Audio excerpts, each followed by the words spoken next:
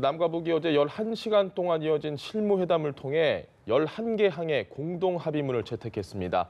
남북은 이번 평창 동계올림픽 개막식에서 한반도기를 들고 공동 입장하기로 했습니다. 네, 또 여자 아이스하키 단일팀을 구성하는 내용에도 합의했는데요. 두 분 전문가와 어제 실무회담에서 나온 구체적인 합의 내용들을 하나하나 짚어보겠습니다.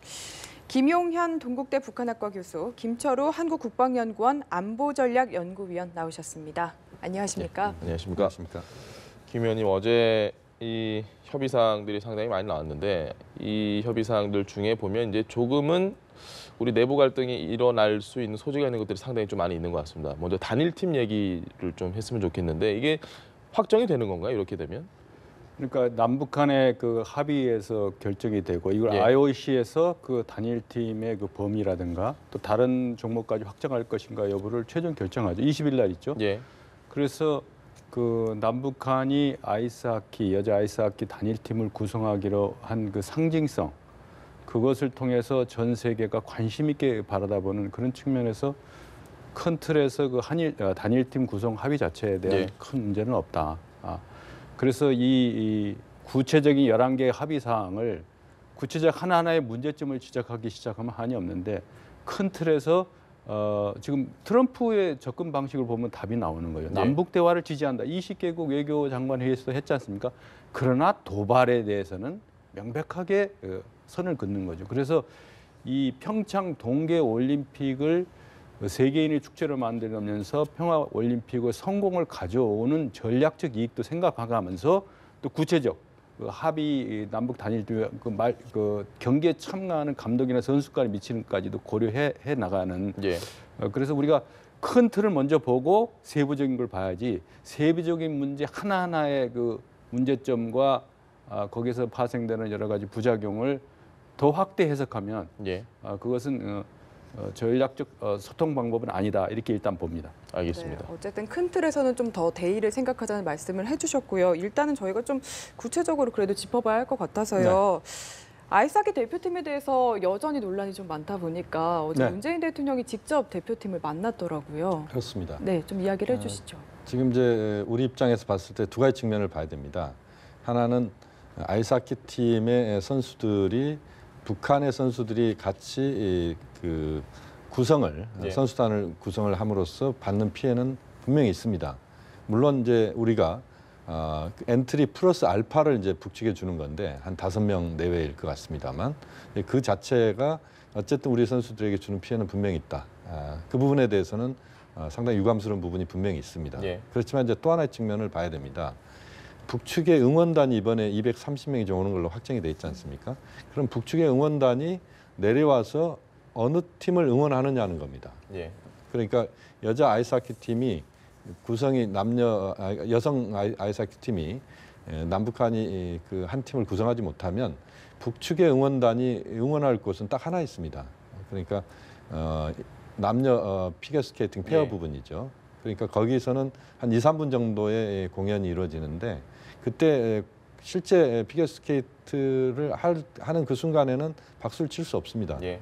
왜냐하면 그 음악이 흐르기 때문에 그 끝난 뒤에 이제 박수를 칠 정도인데 그래서 이제 북측의 응원단이 와서 실제 남북이 함께 운동하는 모습을 보면서 응원하는 이런 것들도 우리가 고려를 또 상당 부분 해야 되는 부분이 있고 예.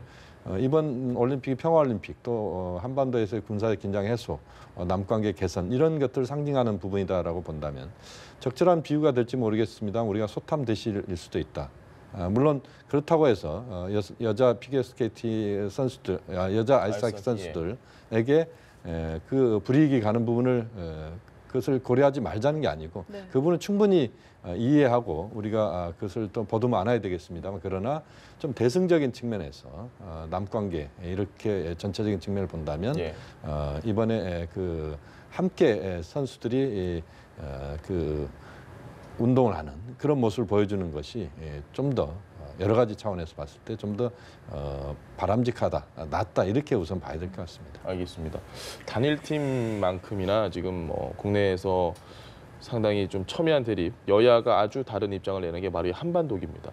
한반도기를 들고 입장을 하게 될 것 같은데 어떻게 보십니까? 이게 다른 차선은 결국 없는 거니까 이게 최선이라고 보면 되는 건가요? 어떻게 보십니까? 그 국가적 정체성의 이슈로 이것을 대한민국의 그 주체국인 대한민국을 상징하는 국기를 뭐 들고 들어가지 못한다라는 예. 시각으로 보게 되면 분명히 문제는 있는 거고, 그렇지 않고 이 평창 동계 올림픽을 통해서 평화 올림픽 그리고 한반도 군사적 긴장 완화라든지 또 다른 측면에서의 오늘 그 백악관 대변인도 중요한 얘기를 했어요. 예. 그런 모습을 통해서 북한도 보도를 하니까 자유의 맛을 살짝 보여주는, 그러니까 우리 국민들한테 미치는 남남 갈등의 요소도 있지만 이것이 부메랑에 대해서 북한 체제에 어떤 영향을 미치는가라는 그런 것을 시각을 보는 것도 필요하다고 봅니다. 그래서 분명히 문제는 있지만 그것을 확대 해석해서 이것 때문에 모든 것 합의를 뒤집는다 하는 것은 어려운 문제고, 예. 그 전후에라든지 다른 방법으로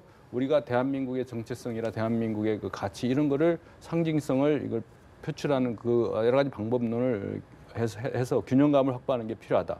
그래서 미국인들이 성적에 갖고 있는 그런 애국심만큼이나 예. 우리 대한민국 국민들이 이 대한민국 태극기에 갖고 있는 애국심은 절대 변함이 없고, 이런 논란을 통해서 우리 나라 사랑의 마음이라든가 또 88년 서울올림픽을 통해서 우리가 국군 융성의 그 계기를 마련했듯이 네.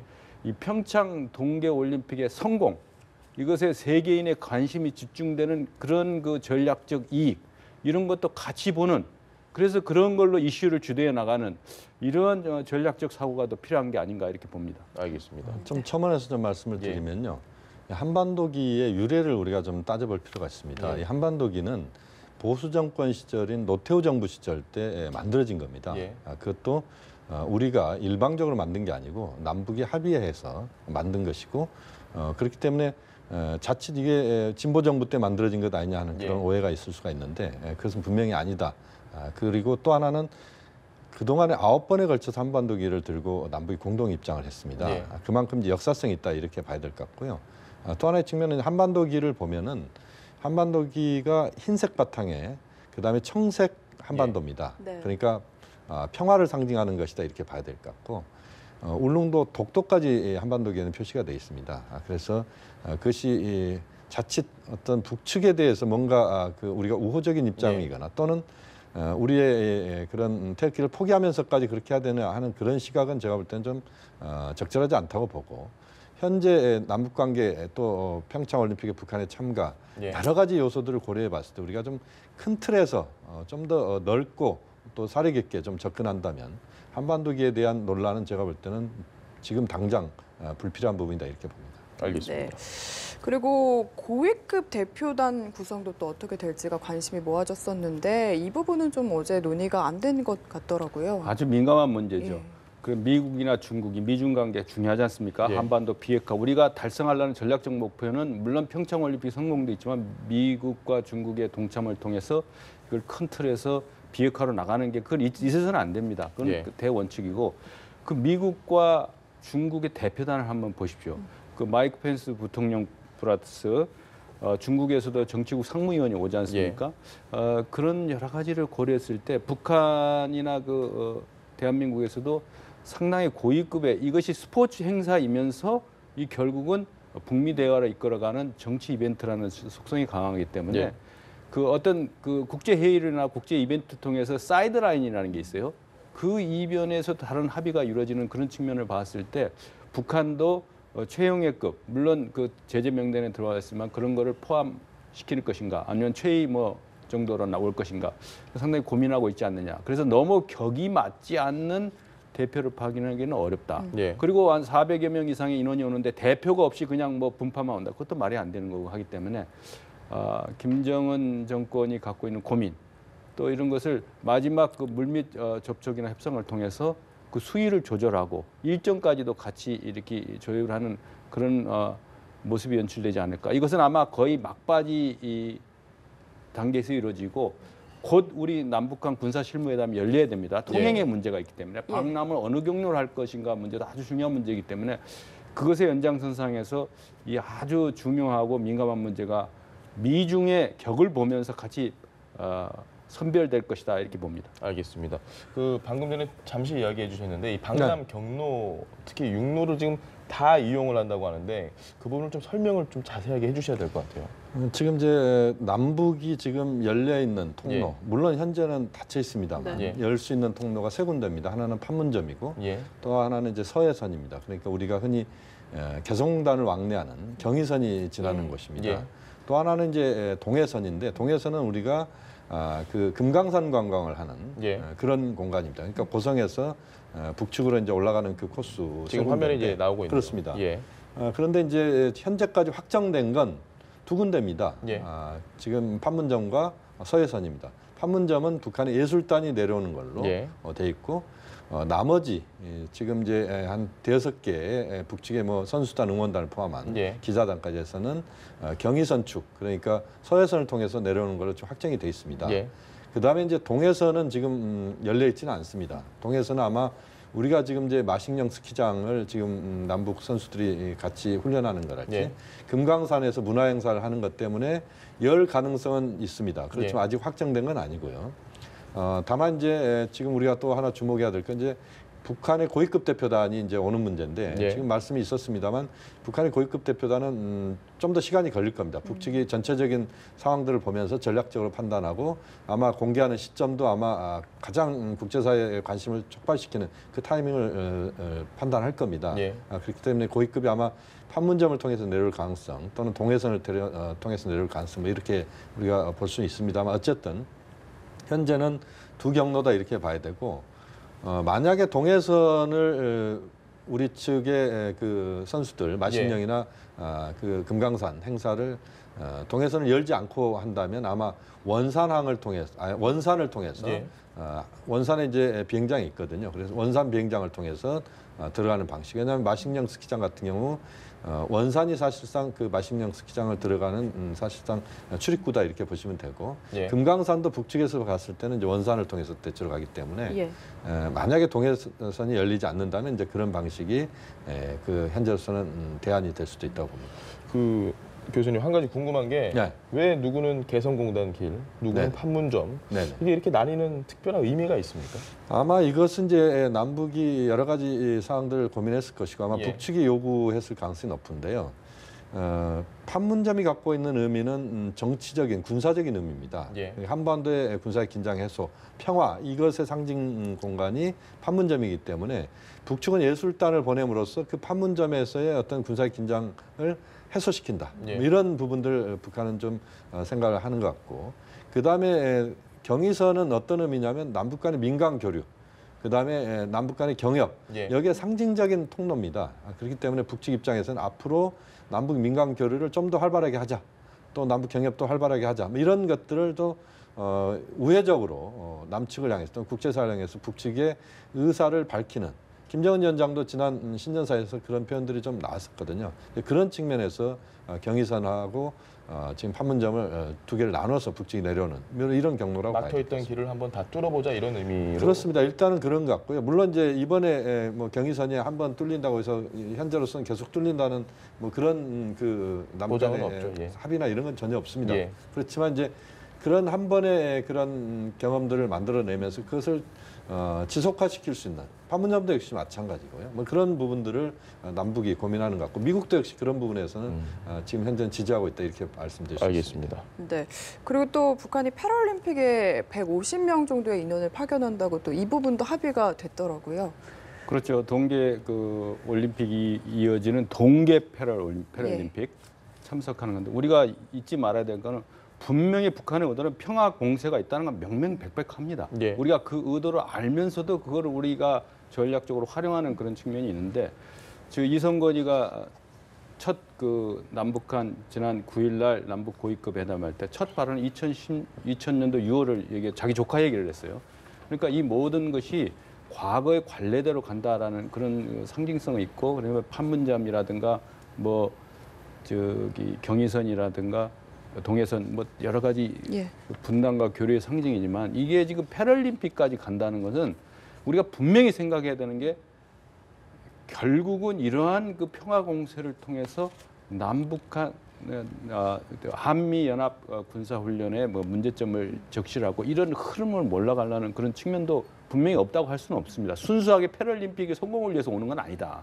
그래서 그런 것도 고려를 해야 되는데 우리가 분명하게 원칙에서 양보해서는 안 될 것은 뭐냐면은 올림픽 평화적 그건 중요하지만 예. 그렇다고 해서 과거에 잘못된 행동이나 도발을 보상하는 그런 방향으로 나가서는 안 된다. 그래서 대통령께서도 분명히 비핵화 원칙이라든가 이런 것도 분명히 밝혔지 않습니까? 그래서 예. 미국이 압박하는 거 보면 이런 대화의 측면에서 군사적 압박이나 제재가 반드시 도움이 되는 겁니다. 그래서 패럴림픽 참가까지 하면 한 2달 동안 뭐 평화 무드가 완전히 고려돼서 과거에 2000년 6월로 다시 돌아가서 이거는 아니다. 예. 올림픽은 올림픽이고 제 잘못된 행동에 대한 제재와 압박은 압박이다. 그래서 분명히 구분해야 된다 이렇게 봅니다. 알겠습니다. 어제 북측 대표 측에서 또 6.15 때로 돌아간 것 같다 뭐 이런 네네. 이야기가 있었습니다. 근데 처음에 고위급 회담을 할 때도 이 우회적인 표현으로 이런 이야기가 나왔잖아요. 네. 혹시 이 발언의 어떤 상징적인 의미, 그냥 뭐 기분이 좋습니다. 이런 뜻 이외에 어떤 정치적인 의미 여러 가지 해석을 해볼 수 있는 여지가 있습니까? 두 가지 측면을 봐야 될 것 같습니다. 하나는 지금 말씀하신 것처럼 예. 어제 이야기는 이제 모두 발언에서 나온 것들인데요. 또 이성건 지난번 북측 고위급 대표도 이제 얼음장 밑에서 강물이 흘러간다라는 예. 표현도 했고 이번에 이제 6.15로 돌아가는 듯한 느낌이 있다. 이런 것들은 현재 어떤 남관계 상황이 좀 더 좋은 쪽으로 갈 수 있는 개선되는 방향으로 갈 수 있는 그런 흐름들을 만들고 있다. 예. 또 어제 실무회담에서도 이제 그런 6.15 때의 어떤 합의처럼 그런 성과를 거두자 이런 차원에서 이야기다 이렇게 봐야 될 것 같고 또 하나의 측면은 이제 6.15 선언 자체가 이제 2000년도 아닙니까? 예. 그래서 그때부터 이제 진보 정권 10년 동안의 남관계 개선 이런 부분들의 어떤 연장선상에서 그 상황에서 남관계를 개선하면서 뭔가 현재 어떤 한반도에서의 군사의 긴장도 그렇고 또 남관계에서 그동안 막혔던 부분들을 좀 출구를 찾으면서 6.15 때로 일단은 회복시켜 보자라고 하는 그런 측면에서의 언급이다 이렇게 봐야 될 것 같습니다. 알겠습니다. 우리 측이 먼저 제안한 두 가지가 있지 않습니까? 문재인 대통령이 이미 예전에 공약을 내걸었던 마식령 스키장 이야기가 지금 나왔고 또 금강산에서 같이 합동 공연을 하는 문제. 마식령 스키장이 생소한 시청자분들도 분명히 있을 것 같습니다. 여기가 어떤 의미를 갖는 곳이길래 이렇게 중요한가요? 한마디로 얘기하면 김정은의 최대 치적이라고 보는 거죠. 2013년 말에 완공돼서 뭐 슬로프가 이렇게 다 대단한 시설이 있는 것 같지만 국제사회가 외면해서 아주 쌩하게 바람만 부는 아무도 손님이 안 오는 그런 아주 폐허가 된 시설은 뭐 자기들 나름대로 크지만은 국제사회가 외면하는 스키장인데 그걸 통해 가지고 이번에 훈련장으로 활용한다든가 뭐 금강산에서 뭐 이러한 그 문화 행사를 한다는 그런 것이 우리의 의도를 가지고 어떤 일종의 그 평창 구상에 상응하는 물론 여러 가지가 효과가 있을 수 있는데 분명한 것은 우리가 어떤 정보에 노출된다고 그래서 우리가 태도나 신념이나 행동을 바꾸느냐 그렇지 않습니다. 이 선택적 전문 용어로 선택적 노출이라고 어떤 정보에 노출되면 오히려 기존 신념이나 태도를 강화하는 그런 측면이 있어요. 그래서 북측이 우리를 보면은 우리가 우리 대한민국 사회처럼 동경하고 우리 태도가 변하네. 마찬가지로 우리가 북에 가서 훈련을 할 때 그 어떤 시설을 보고 북한이 대단하다 해가지고 우리 태도를 바꾸냐 그렇지 않거든. 역시 문제가 많다. 마찬가지로 이런 그 행사나 이런 그 주위에 숨어 있는 밑에 숨어 있는 숨은 코드를 봐야 된다. 뭐 우리 민족끼리 이런 것도 중요하지만 그것이 가지고 있는 여러 가지 위험성 이런 것도 같이 볼 줄 아는 균형감이 이번 그 두 번의 북한에서의 행사를 통해서 우리가 유념해야 될 그런 포인트가 아닌가 이렇게 판단합니다. 네. 그 교수님 제가 이것 관련해서 하나만 더 여쭤보겠습니다. 그 마식령 스키장에서 지금 공동 훈련을 하는데 이게 뭐 국가대표급도 아니고 상비군 정도 급인데 실효성이 있느냐? 그러니까 뭐 정말 훈련의 의미는 없는 것 같은데 그렇다면 굳이 김정은의 치적을 우리가 가서 뭐 그곳에서 훈련을 할 필요가 있느냐라고 주장하는 일부 이 보수층, 야당 이런 주장에 대해서는 어떻게 보십니까? 그 부분은 좀 더 우리가 좀 넓게 볼 필요가 있다고 봅니다. 저는 이제 예전부터 제 나름대로 주장은 평창 올림픽 기간에 특정 시간에 그 지금 동해선 CIQ 거기를 좀 열어서 금강산까지 그 다녀오는 어떤 크로스컨트리 이런 것들을 일반인들이 전 세계인들이 참여하는 그런 크로스컨트리도 한번 해보자 이런 제안도 했었는데요.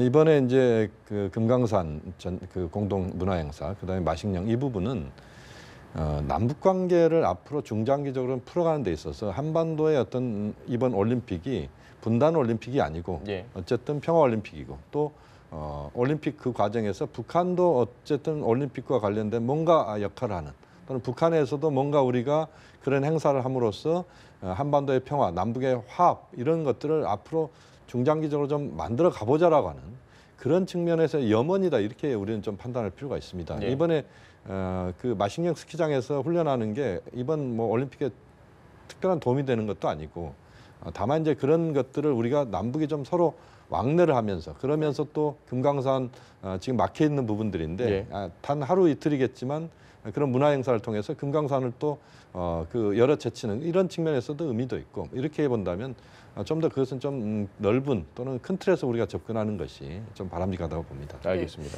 저는 궁금한 게요. 북한에서 내려와서 머무는 비용은 저희가 다 지불하지 네네. 않습니까?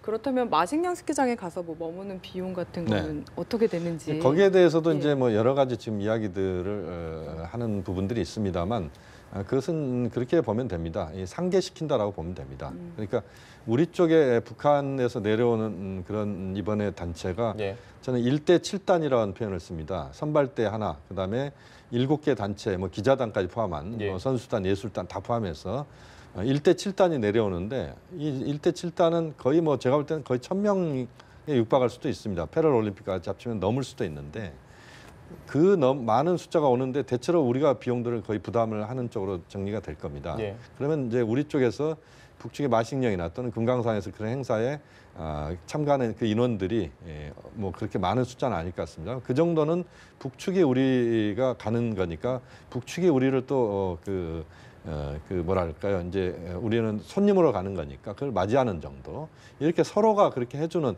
이런 것으로 가는 것이 좀 바람직한 것 같고요. 그걸 갖고 우리가 뭐 북측에 돈을 지불한다 이런 개념의 접근은 남북이 어제 합의한 건 그건 아니라고 봅니다. 알겠습니다.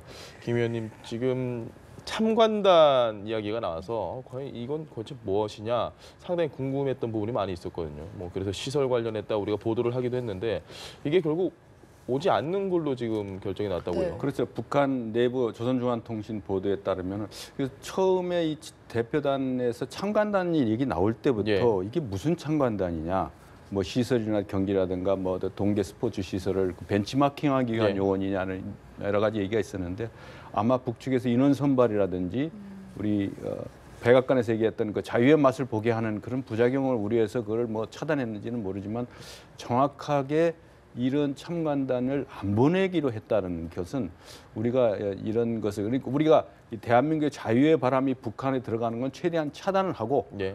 또 우리 대한민국이나 그 세계 여론을 좀 그 유화적으로 만드는 그런 데에 바람을 일으키려는 의도가 아닌가라는 그 상징적인 표현이 바로 참관단의 문제라고 보는데 아까 분명하게 얘기하는 것은 뭐 이렇게 중요한 행사하고 남북 교류가 하니까 뭐 이 여러 가지 상계하는 예. 그런 체제 지원비라든가 이런 거를 그렇게 가볍게 여기면 안 됩니다. 왜냐하면 그 11차례에 걸친 대북 제재에서 그동안에 그 중국이나 뭐 주변국들의 많은 그 허술한 그 예. 적용 문제가 많이 있었지 않습니까? 그러니까 이번에 누구보다도 대한민국 정부가 유엔의 제재에 우리가 적극적으로 나선다는 것을 확실히 해야 되는 겁니다. 그래서 이런 문제를 너무 가볍고 지엽적인 문제로 보는 게 아니고 왜냐? 이것은 제재의 결의가 유엔의 이름으로 나왔기 때문에 이런 부분에서 추호라도 그 의구심의 여지가 있는 예. 그 체제비 상계의 문제, 서로 상쇄하자 뭐 이런 접근은 좀 더 신중하게 판단해야 될 요소가 있다. 왜냐하면 국제사회가 바라보고 있기 때문에 예. 이 남북의 평화의 제재이면서도 이 현금으로 환산할 수 있는 이런 지원이 북의 어떻든 혜택으로 돌아간다고 하는 것은 도발에 의한 대화, 뭐 교류에 이어서 결국은 보상으로 이어지는 게 아닌가 이런 우려가 있기 때문에 이거는 확실하게 비핵화를 위해서 뚜벅뚜벅 나가는 계기로 삼아야 된다 이렇게 봅니다. 잠깐만 좀 말씀을 드리면 예. 이 상계 부분은 좀 이해를 우리가 좀 해야 될 필요가 있는데요. 이번에 제가 말씀드린 그 상계 부분은 북측에 가서 우리 선수들이 마식령 스키장에서 연습하는 것하고 예. 금강산에서의 문화행사와 관련된 부분에서 거기에서 발생하는 비용들은 우리가 북측에 돈을 줘서 해결하는 게 아니고 우리가 북측에서 온 손님들이 있고 우리는 또 북측으로 가기 때문에 그런 손님을 맞이하는 수준 정도로 우리가 판단하는 예. 이런 정도로 보면 될 것 같습니다. 알겠습니다. 어쨌든 이 평창 올림픽과 관련해서 논의를 시작할 때부터 좀 예상이 되긴 했지만 역대급의 대규모 지원단이 이제 내려오게 됩니다. 좀 네. 어떤 의미들 저희가 생각해 볼 수 있을까요? 우선은 지금 말씀하신 것처럼 뭐 역대급이라는 표현을 썼습니다만 아마 최대 인원이 예. 북측의 최대 인원이 내려온다. 그렇게 봐야 될 것 같습니다. 이제 그 자체가 상당한 의미가 있다 이렇게 봐야 될 것 같고요. 또 하나는 이번 올림픽이 남북이 함께하는 올림픽이기도 하면서도 평화라고 하는 부분에 있어서 한반도의 군사의 긴장이 작년에 엄청나게 좀 고조됐지 않습니까? 이제 이것을 완전히 그 고조된 부분들을 식히는 그런 차원에서 의미가 있는 것이고 또 나아가서는 이번에 이제 미국에서도 마이크 펜스 부통령이 오고요. 또 주요국에서 이제 주요 인사들이 오고 이런 과정에서 북측에서도 아마 특별한 인물이 올 가능성이 높습니다. 이런 것들을 좀 더 적극적으로 활용하면서 이번 올림픽, 패럴 올림픽까지 이 기간을 우리가 골든타임으로 좀 활용할 필요가 있다. 그래서 한반도의 군사의 긴장의 해소, 나아가서는 북한의 어떤 도발을 이번 올림픽 기간에 충분히 남북대화 또는 북미 대화, 북미 접촉 이런 것을 통해서 대화를 통해서 뭔가 도발을 억제시키고 자제시키는 뭐 그런 과정에서 궁극적으로 이제 북핵 문제의 어떤 해결의 어떤 출발점까지 가는 이런 흐름들로 우리가 좀 더 만들어가는 뭐 그런 의미를 좀 더 부여하고 또 그렇게 노력을 해야 된다고 봅니다. 알겠습니다. 예, 말씀하시죠.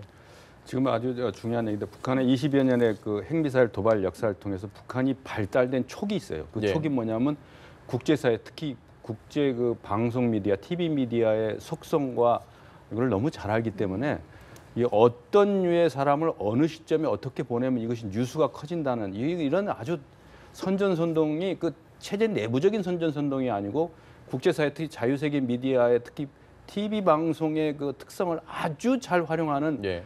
그 능수능란은 솔직히 있기 때문에 네. 이런 대표단 최고 고위급 대표단 파괴 문제라든가 여기 와서 어떤 문제를 했을 때 이 뉴스를 쓸어 담을 수 있는 예. 그러니까 평창 올림픽의 근본 정신을 어디로 가버리고 완전히 남북 화해 모두 우리 민족끼리 해서 이것이 아주 극에 달하는 이런 그 바람몰이 그 쏠림 현상을 어떻게 만들어 나가는 측면이 있기 때문에 이 연합뉴스 TV를 비롯한 많은 대한민국 미디어가 그들의 속성을 알면서 의도하지 않게 나팔수 역할을 하는 그런 우려가 있다는 것을 반드시 기억해야 된다고 봅니다. 알겠습니다. 뭐 저희도 이제 뭐 상당히 조심해서 잘 중립적으로 보도를 할 텐데 지금까지의 과정을 보면 상당히 잘 돼가고 있다라는 평이 대체적인 평인임에도 불구하고 교수님이 보셨을 때 조금 이번은 좀 아쉽다 이런 부분이 혹시 있으신가요? 뭐 현재로서는 그렇게 크게 아쉽다라는 부분을 좀 찾기는 뭐 아직은 좀 어려운 것 같고요. 예. 다만 이제 남북이 그 동안에 평창 올림픽 직전에 지금 이런 회담들을 하다 보니까 예. 여러 가지 기술적인 부분이나 또는 남북의 어떤 선수단 구성에서 그 함께 선수단을 구성하는 문제를 이런 부분들에서 좀 아쉬움이 있습니다. 그래서 좀 더 빨리 이 남북 관계가 좀 평창 부분에 대해서만큼은 좀 열리면서 예. 문제를 좀 풀어가는 그런 과정이었더라면 좀 더 매끄럽다 이렇게 봐야 될 것 같은데 뭐 현재까지는 순항하고 있고 상당히 속도전을 펼치면서 일사천리로 가고 있다고 봐야 되고 이런 흐름 속에서 평창 올림픽, 패럴 올림픽까지 전체적인 현재 상황들을 잘 관리하면서 남북관계 개선으로 갔으면 좋겠습니다. 알겠습니다. 네, 지금까지 김용현 동국대 북한학과 교수, 김철우 한국국방연구원 안보전략연구위원 두 분과 함께 북한 이슈 짚어봤습니다. 말씀 감사합니다. 고맙습니다.